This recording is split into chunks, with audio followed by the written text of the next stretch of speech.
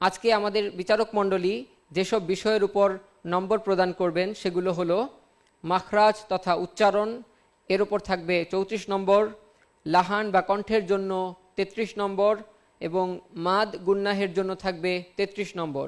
আমরা এবার আমাদের মূল পর্ব প্রতিযোগিতায় চলে যাচ্ছি। প্রতিযোগিতায় প্রথম প্রতিযোগী সাজ্জাদ হোসেনকে তেলাওয়াতের জন্য মঞ্চে রেখে নিচ্ছি। أعوذ بالله من الشيطان الرجيم. بسم الله الرحمن الرحيم. سنة من قد أرسلنا قبلك من رسلنا ولا تجد لسنتنا تحويلا. أقم الصلاة لدلوك الشمس إلى غسق الليل وقرآن الفجر إن قرآن الفجر كان مشهودا ومن الليل فتهجد به نافلة لك عسى أن يبعثك ربك مقاما محمودا وقل رب أدخلني مدخل صدق وأخرجني مخرج صدق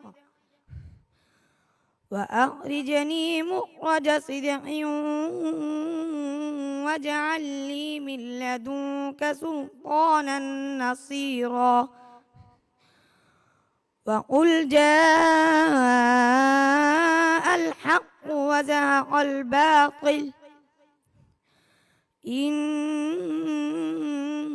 الباطل كان زهوقا وننزل من القرآن ما هو شفاء ورحمة للمؤمنين ولا يزيد الظالمين إلا خسارا صدق الله العظيم.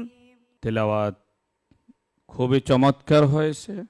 আমরা আশা রাখবো সাজ্জাদ হোসেন থেকে আগামীতে আরও ভালো করে দেশ এবং দেশের বাহিরেও সুনাম সুখিয়াতি বয়ে আনবে।